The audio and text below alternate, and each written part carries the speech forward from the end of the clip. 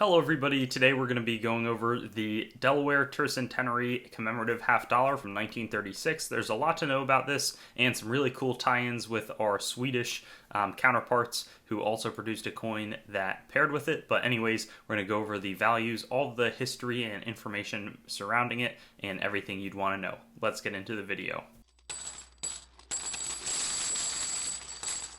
So here we've got the coin in front of us, and this one is just an extraordinarily gorgeous design. It's even got the tab toning from the original sort of presentations that it would have come in these boxes that would tone the coins in this manner.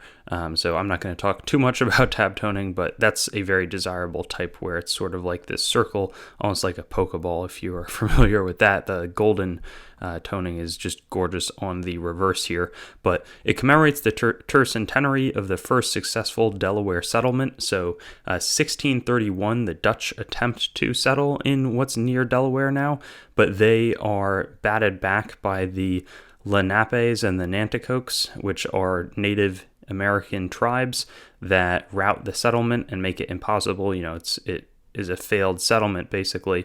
Eventually, there's the Kalmar Nickel and the second ship that comes along from Sweden, and that successfully establishes a colony at Wilmington. So that is what eventually, 300 years later, there's going to be a big celebration due to this. Now, in terms of just for your information, I found this interesting. The Swedes, we don't hear about them as major participants in the colonization of America. Eventually, the Delaware area is fighting with both Dutch and English interests, and the Dutch eventually sort of come in and reign victorious. In 1682, the colony gets granted to William Penn, whose Pennsylvania is named after, and he had a big influence in Pennsylvania, so that's not too far away. But anyways, it slips out of the Swedish control. The initial motive was to profit from the fur trade, as were a lot of the other countries who had established posts there. The church on the front, the Old Swedes Church, apparently is the oldest church still used for worship. So it is existing today, though there's some aesthetic or outside modifications, but it's still being worshipped in today, which is awesome. I'm a big fan of that. And then on the back, we see the Kalmar Nickel. Kalmar was an area of Sweden and still exists today, but I think the population of Kalmar is like 35,000. Not a huge place, but that's where it gets its design from. There's also, and I have at one point owned this coin. I think I put it in a grab bag of world coins, but in 1938, similarly, the Swedes have a 300-year anniversary, and this one is dated 1936 on one side, 1938 on the other. They were backdated, so the legislation was passed. This was during a time when it was really hot to have these classic commemoratives where they could raise funds for events like the celebration of the tercentenary.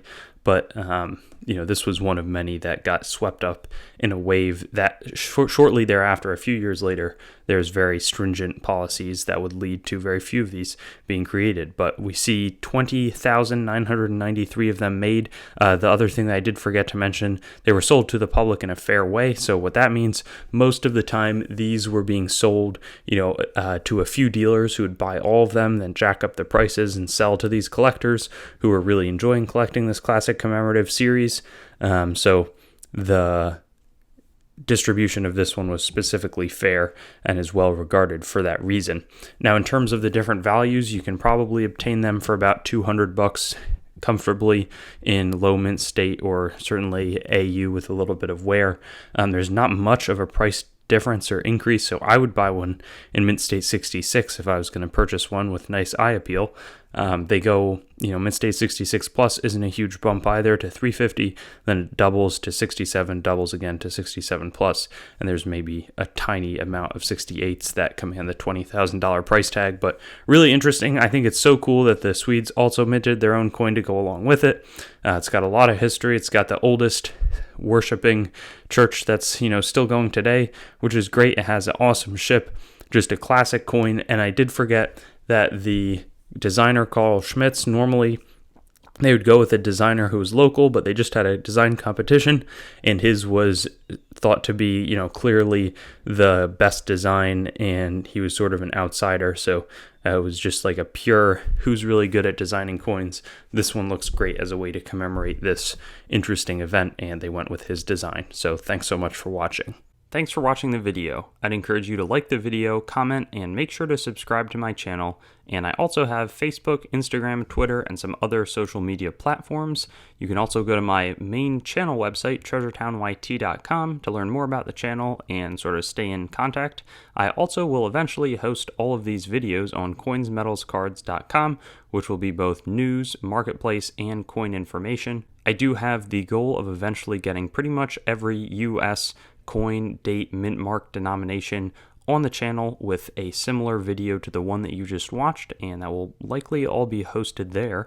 And then I also have treasuretowncoins.com, which is sort of my coin dealing wing, coin dealing only entity that is a little bit less focused on content production. So thank you so much, and I'll look forward to seeing you on some of my other videos. I also have videos that are not just the date, mint mark, denomination recap in this format, so you can check some of those out, and I'll have fun seeing you there.